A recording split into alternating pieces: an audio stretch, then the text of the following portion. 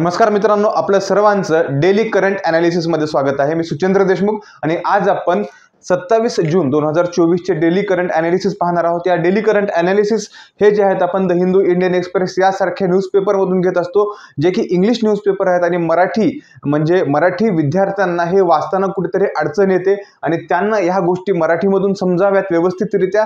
त्यासोबतच ह्या गोष्टी ज्या 2025 ची जी एग्जाम आहे, एमपीएससी नवीन बदलता पॅटर्न आहे त्याच्याशी संबंधित आहेत किंवा आपल्याला मेन्स मध्ये जे आहेत आपल्याला थिअरॉटिकल पेपर झालेला आहे आणि आपल्याकडे जे सोर्सेस आहेत करंट अफेअर्सचे ते थोडेसे कमी आहेत, म्हणजे न्यूजपेपर आहेत। फक्त माझ्या मतानुसार लोकसत्ता जो आहे तो सफिशियंट होणार नाही। त्यासाठी आपल्याला इंडियन एक्सप्रेस, हिंदू किंवा जे यूपीएससी ला मुलं सोर्सेस जे यूज करतात अशा पद्धतीचे जे सोर्सेस आहेत ते आपण यूज केले पाहिजे। त्या अनुषंगाने जे आहे मी तुम्हाला डेली करंट अनालिसिस जी सीरीज आहे ती तुमच्यासाठी घेऊन आलेलो आहे।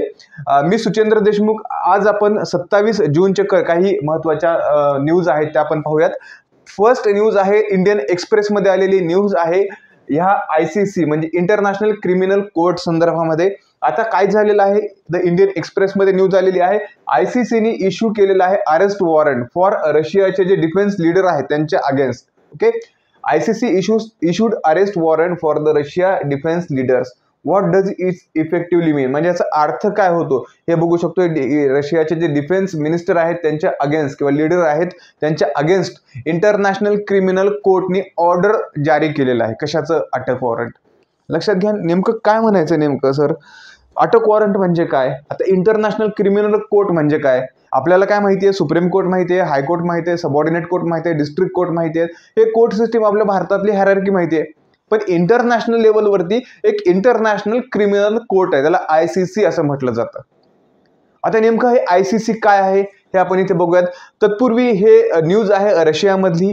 Yes, for Russian defence leader. मग बऱ्याच जणांना आणखी रशिया कुठे आहे माहिती नाही, तर रशिया आपण बघूयात की जगाच्या पटलावरती जो आहे हा रशिया सर्वात मोठा खंड मानला जातो किंवा सर्वात मोठा खंड आहे आणि हा जो आहे 7 कॉन्टिनेंट पैकी हा जो रशिया आपल्याला दिसतो हा रशिया आहे। रशिया पहिला यूएसएसआर होता। रशियन इंटिग्रेशन व्हायच्या अगोदर जो आहे तो यूएसएसआर म्हणून ओळखला जातो। यापेक्षा सुद्धा हा संपूर्ण भाग आहे तो रशियाचा भाग असायचा। त्याच्यानंतर डिसइंटिग्रेशन झालेलं आहे 90च्या दशकामध्ये आणि त्याच्यानंतर हा रशिया आपल्याला आत्ताचा जो प्रेझेंट आहे तो तिथे दिसू शकतो। ओके, आता नेमकं आयसीसी म्हणजे काय, इंटरनॅशनल क्रिमिनल कोर्ट म्हणजे काय, तर बघूयात। जीएस पेपर मध्ये जीएस पेपर 2 आहे त्याच्यामध्ये आपल्याला आंतरराष्ट्रीय संस्थांमध्ये हे आयसीसी येऊ शकतं परीक्षेमध्ये। आता आयसीसी म्हणजे काय, या अगोदर सुद्धा आयसीसी विषयी जे प्रश्न आहेत ते प्रिलिम मध्ये आणि मेन्स मध्ये सुद्धा यूपीएससी मध्ये येऊन गेलेले आहेत। आता आयसीसी म्हणजे काय, द रोम स्टॅट्यूट नावाच्या आंतरराष्ट्रीय कराराद्वारे शासित आयसीसी जगातील पहिली कायमस्वरूपी आंतरराष्ट्रीय फौजदारी न्यायालय आहे। म्हणजे जागतिक मान्यता प्राप्त न्यायालय असं याला म्हणता येईल। ही जी आहे आपण आयसीसी ची बिल्डिंग बघू शकतो। हे आंतरराष्ट्रीय समुदायासाठी चिंतेचे गंभीर गुन्हे जे घडतात कुठे, इंटरनॅशनल लेवलला, म्हणजे देशादेशामध्ये किंवा इंटरनॅशनल लेवलला जे गुन्हे घडतात त्या गुन्ह्यांचा आरोप असलेल्या व्यक्तींचा तपास करते आणि जिथे आवश्यक आहे तेथे काय करते, तिथे शिक्षा सुद्धा देते। म्हणजे नरसंहार असतील, युद्ध असतील, गुन्हे असतील, मानवतेविरुद्ध गुन्हे केलेले असतील आणि आक्रमकतेचा गुन्हा यांचा तपास करण्याचं काम हे आयसीसीचं आहे। कुठे? इंटरनॅशनल लेवलवरती। आंतरराष्ट्रीय गुन्हेगारी न्यायालयाच्या माध्यमातून आयसीसीचे उद्दिष्ट आहे की त्यांना गुन्ह्यासाठी जबाबदार धरावे, म्हणजे त्या स्पेसिफिक व्यक्तीला जे आहे ते गुन्ह्यासाठी जबाबदार धरावे आणि हे गुन्हे पुन्हा घडू नयेत म्हणून प्रयत्न करावेत। ओके, पुन्हा घडू नयेत म्हणून त्याच्यासाठी काहीतरी प्रिव्हेन्शन करावं। लक्षात घ्या, भारत असेल, अमेरिका आणि चीन हा जो आहे तो रोम जो कायदा आहे या कायद्याचा पक्ष नाही, म्हणजे यांनी आयसीसीचा जो रोमचं जो आपण सदस्यत्व म्हणतो किंवा कायदा आहे तो स्वीकारलेला नाही। ओके, आता हे जे आहे हे आपण पुतिन बघू शकतो, रशियाचे अध्यक्ष आहेत आणि हे जे डिफेन्स जे प्रमुख आहेत रशियाचे ते आहेत। आता हे नेमकं काय आहे प्रकरण ते बघूयात। आयसीसीने रशियन संरक्षण नेत्यांसाठी अटक वॉरंट जारी केलेलं लक्षात घ्या। या अगोदर सुद्धा आयसीसीने पुतिन यांच्या विरोधामध्ये अटक वॉरंट जारी केलेलं होतं।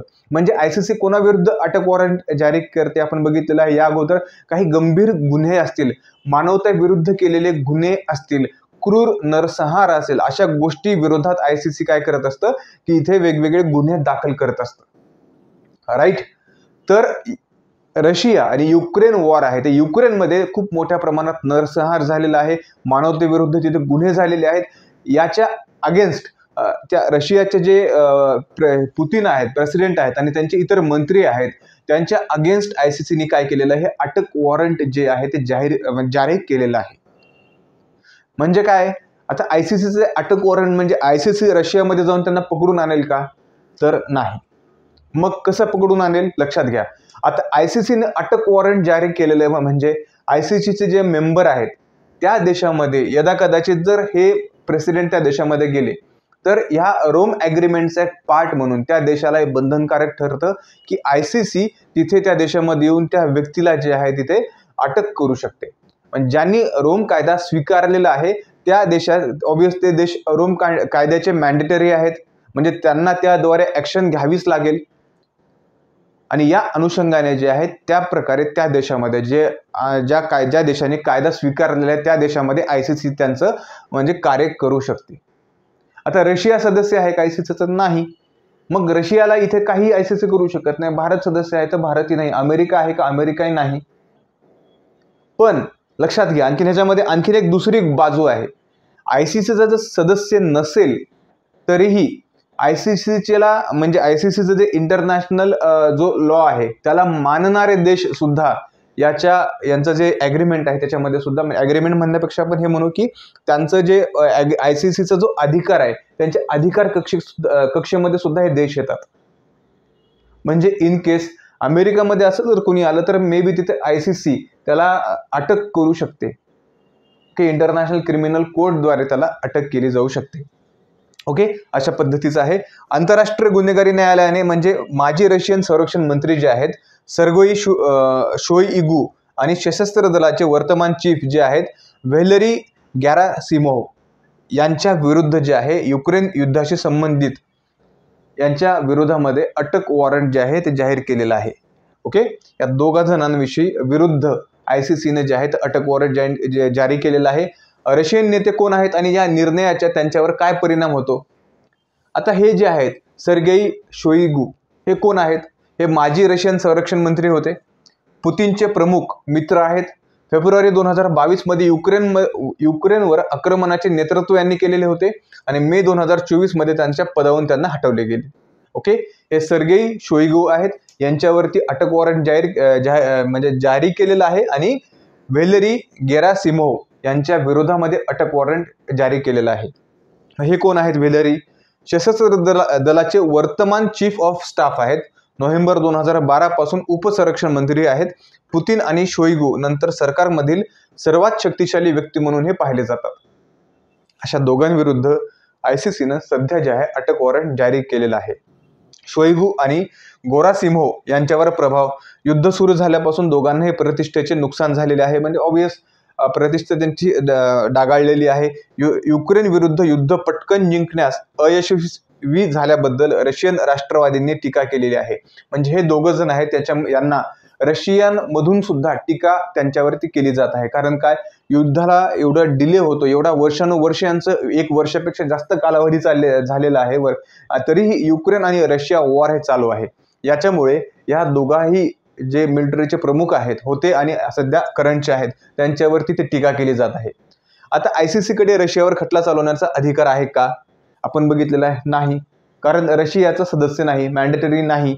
ओके, मग आता नेत्यांवर होणारा परिणाम काय आहे, पुतिन आणि इतर नेत्यांनी आंतरराष्ट्रीय कायद्यानुसार त्यांना अटक करणे बंधनकारक असलेल्या ICC कडे राज्य पक्षात गेल्यास ऑब्वियस आता आपण डिस्कस केलेलंच आहे की ज्या स्टेटमध्ये ICCचा ते मेंबर असतील किंवा ICCला ते फॉलो करत असतील किंवा ICCचे मॅन्डेटरी असतील अशा राज्यांमध्ये ते गेल्याच्या नंतर त्यांना तिथे अटक होऊ शकते. युक्रेनची स्थिती आपण बघितलेलं आहे, जवळपास 1 वर्षापासून तिथे युक्रेन आणि रशियामध्ये वॉर चालू आहे. युक्रेन रोम कायद्याचा राज्य म्हणजे पक्ष नाही, तरीही कायद्याच्या अनुच्छेद 12(3) अंतर्गत त्याच्या प्रदेशावर होत असलेल्या कथित गुन्ह्यांसाठी ICCचे अधिकार क्षेत्र स्वीकारलेले आहे. लक्षात घ्या, आपण जी गोष्ट करू लागलो, युक्रेन जरी सदस्य नसेल तर त्यांनी काय केलेलं आहे, ICCचे अधिकार क्षेत्र जे आहे या कलमानुसार ICCच्या 12(3) अनुच्छेद 12(3) या कलमानुसार त्याचे अधिकार क्षेत्र स्वीकारलेले आहे. ओके, यासाठी युक्रेनने विलंब किंवा अपवाद न करता ICCला सहकार्य करणे आवश्यक आहे. यासोबतच निष्कर्ष काय काढू शकतो आपण, तर रशियन नेत्यांवरील ICCचे आरोप महत्त्वपूर्ण कायदेशीर आणि भूराजकीय आव्हाने अधोरेखित करतात. रशियाचे अलगाव अधिक वाढवतात आणि युद्ध, गुन्हे आणि आंतरराष्ट्रीय संघर्षांना संबोधित करण्यासाठी जागतिक जबाबदारीच्या गरजेवरती जोर देतात, हे आपण इथे म्हणू शकतो. आणि हे जे आहे ते ICC म्हणजे इंटरनॅशनल क्रिमिनल कोडचा जो लोगो आहे कार्यालयाचा, हे आपण इथे बघू शकतो. ओके, थोडक्यात आपण बघितलेलं आहे रशिया आणि ICC इंटरनॅशनल क्रिमिनल कोर्ट काय आहे. रशिया विरोधामध्ये कोणा विरोधामध्ये गुन्हे दाखल झालेले आहेत, म्हणजे कुठला देश जरी सदस्य नसताना सुद्धा या ICC ला जो आहे तो काय अधिकार क्षेत्र जर त्याने स्वीकारलेले असेल तर त्या देशात सुद्धा ICC जे आहे ते कारवाई करू शकतो. आता लक्षात घ्या, परीक्षेमध्ये कसाही प्रश्न जरी फिरून आला तर तुम्हाला हे कळायला पाहिजे ICC काय, ICC कधी कारवाई करू शकतो. अमेरिका, भारत, रशिया ICC चा मेंबर नाही. ओके, फॅक्च्युअल डाटा आहे. जर तुम्हाला MCQ मध्ये आलं तर तुम्ही इथे हा डेटा सुद्धा इथे लिहू शकता, म्हणजे हा तुम्ही राईट किंवा रॉंग करू शकता. ओके, हा आपण बघितलेला ICC संदर्भात इंटरनॅशनल क्रिमिनल कोर्ट संदर्भामध्ये. आता या पुढची जी न्यूज आहे आपण बघूयात. Deputy speaker of the Lok Sabha सर्वात महत्त्वाची, कारण मागच्या लोकसभेमध्ये डेप्युटी स्पीकर ॲब्सेंट होता. माहिती आहे तुम्हाला, मागची जी लोकसभा झाली होती 2019 ते 2024 ची, त्या लोकसभेमध्ये डेप्युटी स्पीकर हा निवडला गेला नाही. मग आता सर या लोकसभेमध्ये जाईल का, तर बघूयात काय होणार आहे ते. ही न्यूज आहे द इंडियन एक्सप्रेस मध्ये आलेली. 27 जून म्हणजे आजची न्यूज आहे, 27 जून 2024 ची आपण इथे न्यूज बघू शकतो. आणि या न्यूज मध्ये सांगितलेलं आहे की decode politics. Okay, what is the, म्हणजे न्यूज म्हणजे आर्टिकल आलेला आहे इंडियन एक्सप्रेस मध्ये, त्याच्यामध्ये सांगितलेलं आहे की decode politics, what is the deputy speaker role and how often it has been an opposition MP. आता असं म्हटलं जातं की डेप्युटी स्पीकर जो आहे तो मोस्टली अपोजिशनचा मंत्री एखादा असतो, तो डेप्युटी स्पीकर म्हणून तिथे निर्वाचित केला जातो. मग मागच्या लोकसभेमध्ये डेप्युटी स्पीकर हे पद नव्हतं, तर या लोकसभेमध्ये काय होईल. ओके, कारण जस्ट आपण कालच बघितलेलं आहे तर स्पीकरची जी परत जी आहे ओम बिर्ला यांची परत फेर नियुक्ती ॲज अ स्पीकर म्हणून जी आहे ते झालेली आहे. आता डेप्युटी स्पीकर म्हणजे काय ते बघूयात आपण नेमकं. This constitutional post was vacant from 2019 to 2024. The opposition wants it now. अपोजिशनची इच्छा आहे की डेप्युटी स्पीकर इथे पोस्ट असावी, कारण जे रुलिंग पार्टी होती त्यांना ह्या रुलिंग पार्टीचा जो लीडर असतो, ओके, म्हणजे त्यांनी निवडलेला एक नेता असतो, तो काय होतो, स्पीकर ऑफ द हाऊस होतो. आणि मोस्टली अशी प्रथा पडलेली आहे की जो डेप्युटी स्पीकर आहे तो अपोजिशन पार्टीचा असेल. लक्षात घ्या, आता लोकसभेचे उपसभापती, अभ्यासक्रम GS2 मध्ये पॉलिटीमध्ये आपण डायरेक्टली डेप्युटी स्पीकर हा जो आहे लोकसभेचे उपसभापती हा पॉईंट आपल्याला येतो पार्लमेंटमध्ये. मग इथे आपण काय बघू, संसदमध्ये संदर्भ आहे लोकसभेच्या उपसभापती पदावरून सत्ताधारी आणि विरोधी पक्षामध्ये वाद निर्माण झालेला आहे. सध्या आपण बघू शकतो लोकसभेचे उपसभापती डेप्युटी स्पीकर हे भारतीय संसदेच्या कनिष्ठ सभागृह म्हणजे लोकसभेचे द्वितीय इन कमांड पीठासीन अधिकारी म्हणून काम करतात. ओके, त्यासोबतच कलम 95(1) नुसार पद रिक्त असल्यास उपसभापती सभापतीची कर्तव्य पार पाडतात. लक्षात आले, जेव्हा सभापती हे ॲब्सेंट असतील तेव्हा उपसभापती हे सभापतीचे कार्य पार पाडतील. आता उपसभापतीची निवडणूक कशी होते, तर लोकसभेच्या उपसभापतीची निवड लोकसभेच्या सदस्यांमधून केली जाते. लोकसभेचे सदस्य उपसभापतीची निवडणूक करतात. कलम 93 म्हणते की लोकसभा शक्य तितक्या लवकर सभागृहाच्या दोन्ही सदस्यांचे अनुक्रमे सभापती आणि उपसभापती म्हणून निवड करेल. हे कलम 93 मध्ये सांगितलेलं आहे घटनेच्या. लक्षात ठेवा, कलम 93 मध्ये काय सांगितलेलं आहे, शक्य तितक्या लवकर स्पीकर आणि डेप्युटी स्पीकरची इथे निवड केली जावी. लोकसभेतील कार्यपद्धती आणि कामकाजाच्या नियमांच्या नियम 8 नुसार उपसभापतीची निवड केली जाते. ओके, नियम 8 नुसार कुठल्या, लोकसभेची जी कार्यपद्धती आहे त्याच्या नियम 8 नुसार निवडणूक स्पीकर ठरवेल त्या तारखेला होईल. स्पीकर ज्या तारखेला ही निवडणूक ठरवेल, डेप्युटी स्पीकरची त्या तारखेला निवडणूक होईल. त्यासोबतच सहसा सभापती निवड सत्ताधारी पक्ष किंवा सत्ताधारी आघाडीतून केली जाते. सभापतीची निवड जी आहे सत्ताधारी पक्ष आणि उपसभापतीची निवड ही अपोजिशन पार्टीमधून केली जाते, विरोधी पक्ष किंवा विरोधी आघाडीतून केली जाते. मात्र या अधिवेशनाला अपवाद आहेत. पहिले 4 सभापती 1952 ते 1969च्या काळात सत्ताधारी काँग्रेसचे होते. म्हणजे लक्षात घ्या, आता इथे जरी कॉन्ट्रोवर्सी चाललेली असेल डेप्युटी स्पीकर बद्दल, तरी इथं असं म्हणणं आहे की उपसभापतीची निवड आहे ती अपोजिशन मधूनच करणं बंधनकारक नाही. म्हणजे एक प्रथा पडलेली आहे की उपसभापती हा अपोजिशन मधून असावा. पण या अगोदरचा जर रेफरन्स घेतला आपण 1952 ते 1969चा, तर या काळामध्ये सुद्धा उपसभापती जो आहे तो रुलिंग पार्टीचाच होता, म्हणजे तेव्हा काँग्रेसचं सरकार होतं आणि काँग्रेसचा जो आहे उपसभापती होता. ओके. मात्र या अधिवेशनात अपवाद आहेत, म्हणजे आपण बघितलेले आहेत. 17व्या लोकसभेच्या संपूर्ण कालावधीसाठी 1924 एकही उपसभापती नव्हता. ओके. आता बघूयात की लोकसभेच्या उपसभापतीची भूमिका आणि कार्य काय आहेत. उपसभापती कधी कार्य करतो? सभापतीचे पद रिक्त असताना उपसभापती हा सभापती म्हणून कार्य करतो, त्याचे कर्तव्य पार पाडतो. जेव्हा उपसभापती सभागृहाच्या बैठकीला अनुपस्थित असतो तेव्हा इथे पाहिजे सभापती, जेव्हा सभापती सभागृहाच्या बैठकीला अनुपस्थित असतो तेव्हा उपसभापती सभापती म्हणून काम करतो. ओके. अशा बैठकीला सभापती अनुपस्थित राहिल्यापासून उपसभापती जो आहे तो संसदेच्या दोन्ही सभागृहांच्या संयुक्त बैठकीचे अध्यक्षस्थान करतात. म्हणजे लक्षात घ्या, जॉईंट सिटिंगमध्ये सुद्धा इथे काय होतं, संयुक्त बैठक जी होते दोन्ही सभागृहांची जॉईंट सिटिंग, याच्यामध्ये सभापती अनुपस्थित राहिल्यात उपसभापती जे आहे तो इथे अध्यक्षस्थान भूषवतो. डायरेक्टली तुम्हाला हा MCQ मध्ये प्रश्न विचारला जाऊ शकतो. या अगोदर सुद्धा हा जो आहे MCQ मध्ये प्रिलिम परीक्षेमध्ये UPSC मध्ये येऊन गेलेला प्रश्न आहे. ओके. ही ओळ खूप महत्त्वाची आहे परीक्षेच्या दृष्टीने. यानंतर बघूयात आपण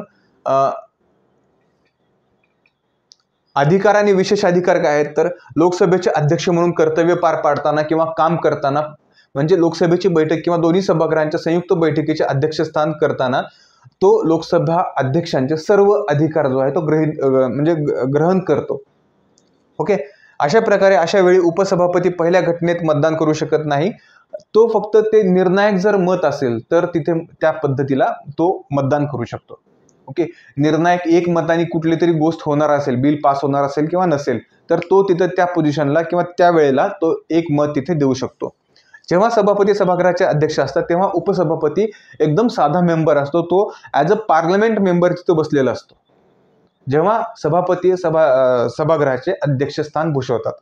पण लक्षात घ्या, आता एखादी जर पार्लमेंटरी कमिटी बनवली लोकसभेमध्ये आणि उपसभापतीला त्या कमिटीमध्ये घेतलं तर ऑटोमॅटिकली उपसभापती त्या कमिटीचा अध्यक्ष होतो. ओके. हे या दोन गोष्टी आहेत ते आपल्या उत्तराच्या किंवा MCQच्या दृष्टीने महत्त्वाच्या आहेत. लक्षात येतं नेमकं काय होतं ते. लोकसभेच्या उपसभापतींची हकालपट्टी म्हणजे त्यांना काढून कसं टाकता येतं की लोकसभेच्या प्रभावी बहुमताने त्यांना काढून टाकता येतं त्यांच्या पोस्टवरून. ओके. ठराव केला जातो आणि लोकसभा अध्यक्षांना 14 दिवसांची आगाऊ सूचना दिल्याच्या नंतरच लोकसभेच्या अध्यक्षांना इथे हटवण्याचा प्रस्ताव आणता येतो. उपसभापतींना हटवण्याचा ठराव विचाराधीन असताना ते उपस्थित नसले तरी सभागृहाच्या बैठकीचे अध्यक्ष जरी त्यांचा उपसभापती असतील त्यांना काढून टाकायचा जर प्रस्ताव आला, ते उपस्थित सभागृहामध्ये असले तरी ते त्या बैठकीचे अध्यक्षस्थान भूषवू शकत नाहीत. ओके. प्रस्ताव आला असताना त्यांना रिमूव्हलचा. लक्षात आपण उपसभापतीबद्दलचे आहेत महत्त्वाचं आहे, कारण मोस्टली परीक्षेमध्ये उपसभापतीबद्दल प्रश्न आत्तापर्यंत आलेले तुम्ही पाहू शकता. त्यामुळे परीक्षेच्या दृष्टीने नक्कीच महत्त्वाचं आहे आणि जनरल नॉलेजच्या दृष्टीने सुद्धा उपसभापती, कारण नेहमी कॉन्ट्रोवर्सी चालू आहे. 2019 ते 24 पर्यंत उपसभापतीच नव्हता, तर आता उपसभापती रुलिंग पार्टीचा असेल किंवा अपोजिशनचा असेल का नसेलच, हा सुद्धा एक पाहणं हे एक महत्त्वाचं ठरणार आहे. येत्या काही दिवसातच हे चित्र आहे आपल्याला स्पष्ट होईलच. ओके. आपण बघितलेलं आहे की ह्या आजच्या काही महत्त्वाच्या न्यूज आहेत. इंडियन एक्सप्रेसमधून आपण आज न्यूज बघितलेल्या आहेत. आत्तापर्यंत जर तुम्ही V अकॅडमीला सबस्क्राईब केलं नसेल तर नक्की सबस्क्राईब करा, जेणेकरून प्रत्येक हा डेली करंट ॲनालिसिसचा व्हिडिओ आहे तो तुमच्यापर्यंत पोहोचू शकेल. आज आपण 27 जूनच्या ह्या न्यूजमध्ये डेली करंट ॲनालिसिसमध्ये इथेच थांबूयात. आपण भेटूयात 28 जूनला, म्हणजे उद्या. तोपर्यंत धन्यवाद.